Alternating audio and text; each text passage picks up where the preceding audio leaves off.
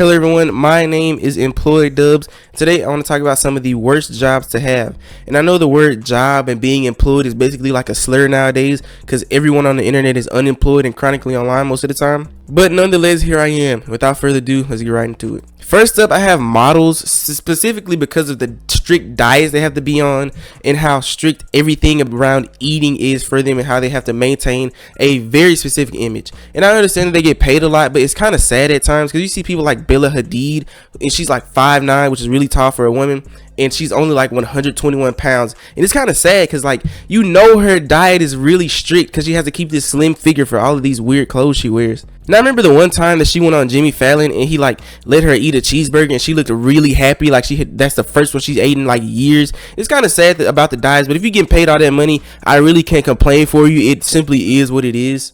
But, you know, I still feel for them. Like, if I was like 6'3", 98 pounds, but I was getting paid like $3 million a month to do modeling gigs, I promise you wouldn't hear a peep out of me. Move right along. Next up, I have gooning assistant / happy endings. The people that do these, hopefully they're getting paid way more extra than than the initial massage cost, because it's kind of sad because the people that do the gooning assisting and the happy endings make it worse for regular massage parlors. Like, somebody will call up there and be like, "Hey, I want a massage from you guys. Do you offer happy endings?" And then the receptionist will hang up the phone because you're obviously too freaked and gooned out and you watch too much corn to understand what the real world is like. But then again, on the other side of the coin, you have people that actually do that. You just got to know where to look. Not saying I know anything personally. Go ask Deshaun Watson or Justin Tucker about that. They went to massage parlors and basically forced people to do things because they had so much money and the people feel like they didn't have a choice, and etc., etc. But please, if you're gonna be a masseuse or something, know what you're getting yourself into. There's gonna be a lot of freaky weirdos and perverts and etc., etc. Staying on that topic, people that do waxes, especially for like dudes, I can imagine like the amount of times like you're waxing a dude and he's like, and he's just like bricked up in the chair every time you're like stripping off the wax strip. It's so weird. There's too many gooners in the world nowadays. It's really getting ridiculous. Like, jobs are not as fun and secure as they used to be. It's so odd to me. Me personally, if a dude threw me like $500 extra to wax him and not mind him moaning when I take off the strips, honestly, that's a portion of rent that I can be paying. I will not be complaining. But where do people draw the line? You know what I'm saying? Like those Brazilian waxes and those weird poses they be doing. Personally, couldn't do it. Move right along. Next up, I have fast food workers, because you will meet some of the worst people you can ever see. Like, it's genuinely sad how many evil people are really lurking out there. And there's just people that genuinely go to fast food restaurants just to argue with people and get upset at the customers, at the employees, because they feel like they're always going to be right, like the customers. And it's just unpleasant because you see how negative people can be. Like, I've been in restaurants or at fast food spots and seen people just yelling at employees because they felt like they were better than them. And sometimes it's kind of sad, because a lot of times the employees won't say anything because they need their job, so they'll let you get away with it. But let them have caught you on the street, promise you it would have been a fight right then. Maybe people pick on like fast food employees because they know they can't fight back because they need their jobs. And even when the employees don't fight back, some people still want to go after the employees' jobs and make their life a living hell for some reason.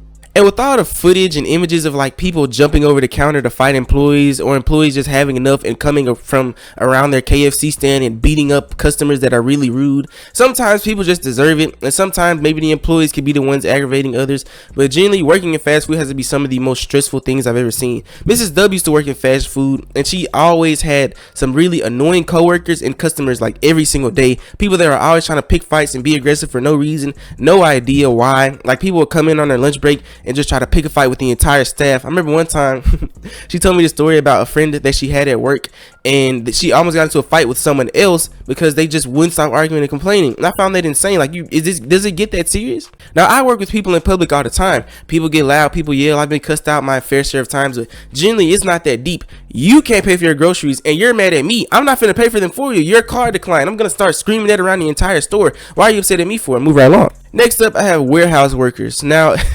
working in a warehouse will age you 30 years in 1 month. Like, the amount of stress and pain that it puts on your body is truly insane. Like, they will make you lift up 40-pound boxes with one arm while you're like controlling a machine at the same time. They'll work you to the bone, but you'll get paid decently well. Like, you'll start out at like $30 an hour in exchange for your soul, and it'll just go up from there and there. And honestly, if you can give away your sanity for money, go for it. I mean, warehouse workers make good money, but their bodies take so much like destruction that they cannot work past 30, and it's genuinely unfortunate. Like, there's so many horror stories about people going to Amazon for like a week or 2 weeks and just leaving and quitting because it's just too much and it's just too stressful on people, and I fully understand. Right along that same line is blue collar workers, the people that work construction sites, work on big machines at sites, and etc., etc.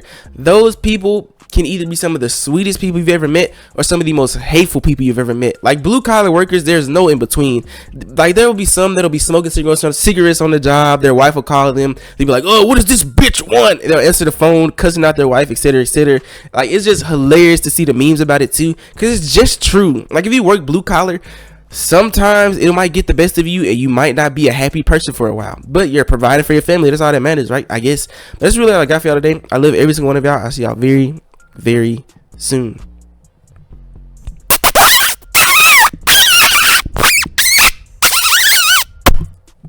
Hasta mañana.